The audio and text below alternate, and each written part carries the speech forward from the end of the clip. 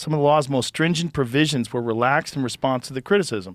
Serious concerns about the independence of the regulatory body remain, domestic and international news media groups said on Friday, noting that they were still receiving details of the final 279-page legislation. The law expands the authority of Ukraine's state broadcasting regulator to cover the online and print news media. That's not good. Previous drafts gave the regulator the power to fine news media outlets, revoke their licenses, temporarily block certain online outlets without a court order, and request that social media platforms and search giants like Google remove content that violates the law.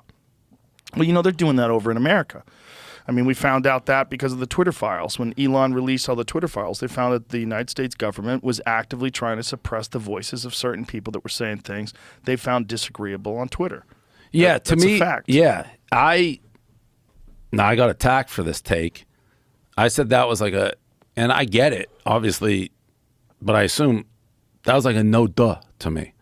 Like, that's what I expected. Like, Right. I wasn't, like, I get suppressed. Like, the second Elon took over my Twitter, and I'm sure, I don't know if you use Twitter, but mine went way up. I got 900,000 new followers in like a couple of weeks. Correct. So it was crazy. I didn't get to that, but I direct up arrow. Like, I went from couldn't gain a follower to up. You're being suppressed. And I knew I was, so I wasn't surprised. That's why I was like, oh, that's not surprising if you're paying attention. I got attacked. People don't pay any attention. They acted like I was on the left on that. It's like, no, I was one of the ones being suppressed. I'm just saying, yeah, no shit. That's what they do. Yeah, I don't complain about that shit, but I'm definitely aware of my Instagram used to move way quicker. Same.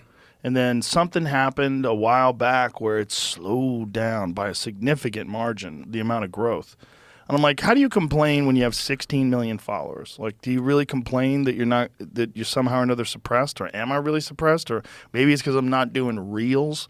You know what? Maybe there's like a logical reason for it. I don't know. I mean, I think there's a lot of fucking algorithms and weird shit at play when it comes to Instagram and all those social media companies. Also, it's not only the handpicking of people, but if people complain, if they just, this is offensive, this is whatever, there's a certain number of those that will trigger you to get pushed down. Now, for whatever reason, one thing that also I think is kind of self-evident, if you're talking left and right, the left is far more savvy, like with social media. Like the right will generally just wants to sling it out. They'll let you say anything, and they're not going to complain, and they're not going to try to violate, like, ooh, that's a violation complaint. The left will, and it's a good tactic to get the right off. But it's also because the left is in control of all of the social media platforms, 100%. where the right has nothing.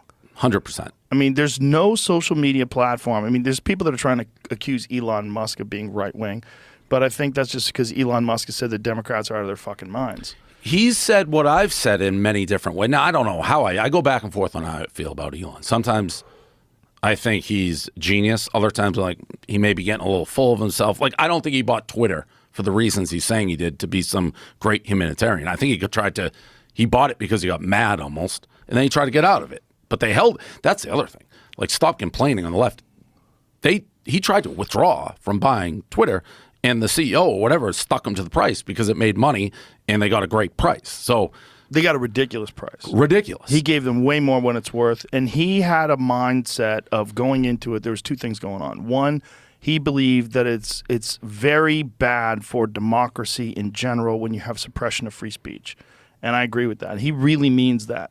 And he sees it happening to him, right? And so he sees it happening to people that he knows and people whose voices he's respected.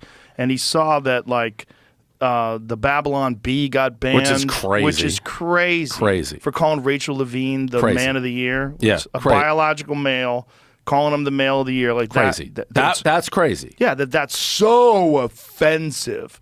The Babylon Bee getting kicked off, crazy. Yes. Yeah, so he was like, well, that's enough. And then the reason why he tried to pull out of it, he's like, they're not giving me data on the actual amount of fake accounts. Correct. There was a former FBI guy. Pull up that story, Jamie. This former FBI guy estimated the actual amount of fake accounts on Twitter, and he was like, it could be as high as 80%. So if you're buying something, and they say, well, it's 95% people, it's 5% bots, but we're trying to figure that out.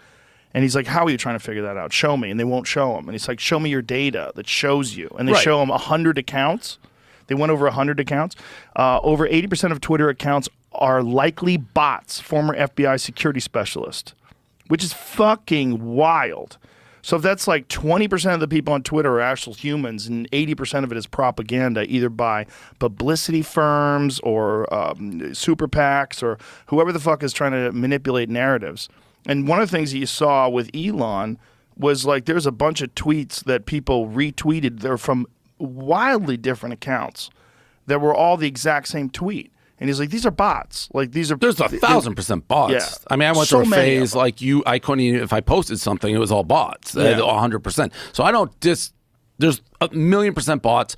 They probably weren't giving the right information, but he did want to pull out. Well, I think if they found out that information, Twitter would be worth substantially less. Right. And that's also what he was trying to do. I think he's trying to probably talk them into a better price. Because if you find out that a company is 95% horseshit, Right. or 80% horseshit, and 20% what they say it is, like if that gets out, But that's he also devastating to the company. 100%. He also has such fuck you money though. He was upset about the suppressing, and I'd probably be the same way if I had that type of money. It's like I'm just going to fucking buy you, like, Yeah. and that's essentially what he did. And I do think, like you said, the bots and going back and forth, he wanted to get out. That's the one thing though. The Twitter approach where everyone's like, I'm going to get off my dad was one of those guys. I'm leaving Twitter. It's like, what are you talking about, Dad?